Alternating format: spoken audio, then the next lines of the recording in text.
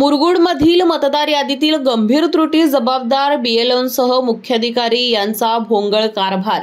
मुरगुड शहरातील मतदार यादीतील घोळाबाबत मुख्याधिकारी आणि बीएलओ यांनी जबाबदारी घ्यावी। मुरगुड नगर परिषदेची सर्व प्रभागांची प्रारूप मतदार यादी प्रसिद्ध झालेली आहे। या यादीमध्ये अनेक चुका निदर्शनास आलेल्या आहेत। यामध्ये काही मतदारांची नावे गायब होणे, काही नावे दुबार हरकती असताना केलेली आहेत। मुरगुड शहरात प्रभाग क्रमांक 9 मध्ये 3 मतदारांवर हरकती घेतल्या होत्या, पण सीओनी त्या हरकतींवर तुम्ही बीएलओ यांना भेटा असं सांगितलं।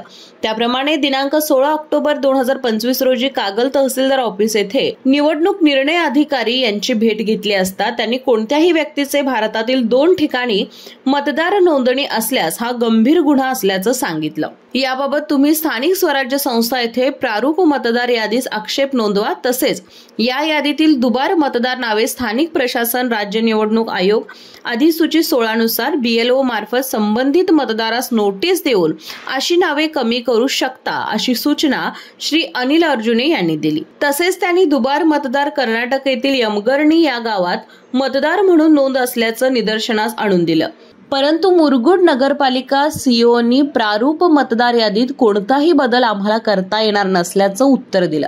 मात्र कामचुकार बीएलओंच्यामुळे सर्वसामान्य नागरिकांना नाहक त्रास सहन करावा लागत आहे। या कामचुकार बीएलओंसह मुख्याधिकाऱ्यांवर याबाबत जबाबदारी घेऊन आणि नगरपालिकेच्या निवडणुकीपूर्वी सदोष मतदार यादी तात्काळ दुरुस्त करून नवीन मतदार यादी प्रसिद्ध करावी अशी मागणी मुरगुडचे माजी उपनगराध्यक्ष दगडू शेणवी आणि अनिल अर्जुने यांनी केली। मुरगुड नगर परिषद होऊ घातलेल्या निवडणुकी संदर्भात आज हरकत घेण्याबाबत आज शेवट दिवस होता। आमची हरकत अशी होती की प्रभाग क्रमांक 9 मध्ये दुबार नोंदणी म्हणजे दोन्हीकडे मतदान, एक मुरगुडमध्ये मतदान आणि एक निप्पाणी कर्नाटकाचं मतदान, या दोन्ही पण यादी आपण आणलेल्या आहेत। दोन्ही यादीमध्ये मतदान आहे, त्यांचं नाव नोंद आहे, एक कर्नाटकमध्ये आणि मुरगुडमध्ये। आणि दुबार नोंदणीसाठी आम्ही रितसर शिवसाहेबांना भेटलो की हे मतदान रद्द व्हावं आणि एकीकडे कुठेतरी लागावं, परंतु शिवसाहेबांचं असं मत आहे की मी यावरती काही करू शकत नाही, की माझं असं मत आहे शासनाने जर अशी भूमिका घेतली तर एक प्रकारचे मतदाराला दोन्हीकडे मतदान करण्यासाठी सहमती आहे की काय असं मला ह्या निमित्तानं वाटतंय।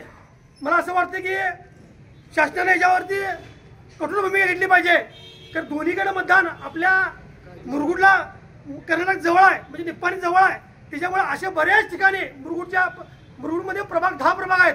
प्रत्येक प्रभागमध्ये निप्पाणीच्या भागातले बरेच लोकांची नावं आपल्या इथं आहेत। तुम्ही याचा सर्वे करून जे दुबार नावं आहेत त्या कुठल्याही परिस्थितीत तात्काळ रद्द झाली पाहिजेत, नाहीतर याचा फार मोठा गैरवापर भविष्य काळामध्ये होणार आणि या अशा आडमुठ्या धोरणामुळे शासनानं याच्यावरती कारवाई केली पाहिजे, किंवा हे जे या मतदार यादी आहे किंवा मतदार कार्ड आहे त्या मतदार कार्डला दुबार नोंदी असतील तर लिंक मतदार ओळखपत्र लिंक केलं पाहिजे, आधार कार्ड लिंक केलं पाहिजे, तर मतदान हे पारदर्शक होईल। त्यामुळं आम्ही पुन्हा एकदा शिवसाहेबांच्याकडे विनंती केली, शिवसाहेबांनी हात वर केलेले आहेत, बेऊन हात वर केलेले आहेत, त्याची निवडणूक आयोगाने दखल घ्यावी आणि दुबार नोंदणी जे आहे ते रद्द व्हावं एवढीच आमची विनंती आहे। 12/10/2025 पासून या दुबार नोंदणीसाठी आम्ही तहसीलदार कार्यालयातील निवडणूक विभाग तसेच मुरगुड येथील निवडणूक विभाग यांच्याशी सातत्याने संपर्क करत असून दोन्ही यंत्रणा कोणत्याही प्रकारची दखल घेण्यास तयार नाहीत। सदर दुबार मतदार नोंदणी रद्द होणं गरजेचं आहे। नमस्कार, मी माजी नगरसेवक नामदेव उर्फ संपतराव कोळी। 2025 या नगरपालिका यादीमध्ये माझी पत्नी शुभांगी नामदेव कोळी यांचे नाव कोठेही 1 ते 10 मतदार यादीत कोठेही दिसत नाही। आमदारकीला 2024ला तिने मतदानाचा हक्क बजावला आहे, सर्व कागदपत्रे प्रूफ माझ्याकडे आहे, पण स्थानिक स्वराज्य संस्था यादी आता प्रारूप यादी पाहिली असता 1 ते 10 प्रभागमधून शुभांगी नामदेव कोळी हे नाव कोठेही दिसून येत नाही।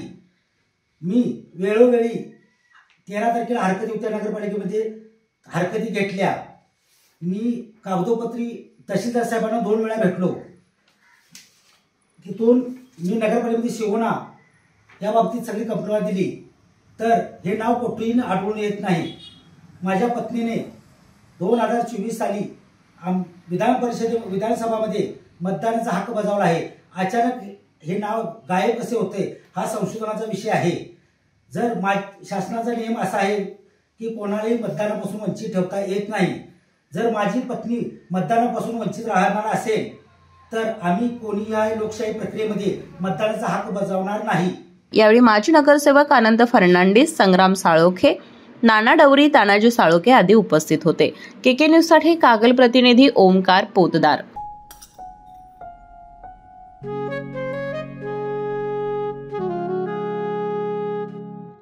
बाबा, आज येताना बासुंदी घेऊन या ना. अगं, कालच आपण आईचा वाढदिवस होता म्हणून आणली होती ना.